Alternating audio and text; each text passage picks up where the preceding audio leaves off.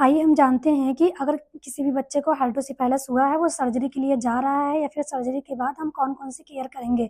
तो pre procedure and post procedure इसमें हम लोग पढ़ते हैं। प्री प्रोसीजर में अगर हम देखते हैं तो जो बच्चा होगा उसके हेड को 30 डिग्री पे एलिवेट करके रखेंगे, नेक को फ्रीक्वेंटली मूवमेंट नहीं करेंगे, उसके नेक को बोलेंगे कि कम से कम वो रोटेट करे, कम से कम हिलाए, नहीं तो ये ज़्यादा से ज़्यादा चांस होता है कि आईसीपी प्रेशर बढ़ जाता है, इंट्राक्रेनियल प्रेशर जो है वो बढ़ जाता है, और इसीलिए हम हेड को भी एलिवेट किए हैं कि वो इंट्राक्रेनियल प्रेशर ना बढ़ाए।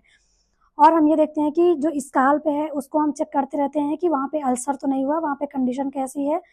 पोस्ट प्रोसीजर के बारे में पढ़ेंगे तो उसमें हम जो बच्चा होता है उसको फ्लैट पोजीशन में लेटाते हैं, जिससे जो ड्रेनेज हो रहा है वो नॉर्मल ड्रेनेज हो, बहुत ज़्यादा फ्लो में ड्रेनेज ना हो। और इसमें ये करते हैं कि उस पे हम कंप्रेस नहीं पड़ने देते हैं कि ज़्यादा कंप्रेसर ना हो, और देखते हैं कि जो हमारा शंट लगा हुआ है उसमें ब्लॉकेज तो नहीं हुआ। अगर ब्लॉकेज हुआ होगा तो जो आईसीपी है वो ज़्यादा बढ़ी हुई आएगी, तो हम समझ जाएंगे कि वहाँ पे ब्लॉकेज हुआ है। और पेशेंट को इन्फेक्शन, तो बच्चे को इन्फेक्शन तो नहीं हुआ है, इन्फेक्शन होगा तो फीड को वो एक्सेप्ट नहीं करेगा, उसको हम फीड कराएंगे और बच्चा रोएगा। और फीवर भी बच्चे को आ सकता है, तो ये देखेंगे कि उस एरिया में इन्फेक्शन तो नहीं हुआ है।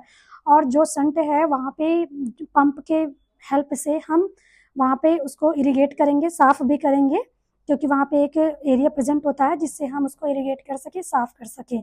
तो ये चीज़ें हम देखेंगे, और देखेंगे कि पेशेंट का फीवर तो नहीं आ रहा है, उसके हेड सर्कमफ्रेंस को भी हमें चेक करते रहना है। Thank you.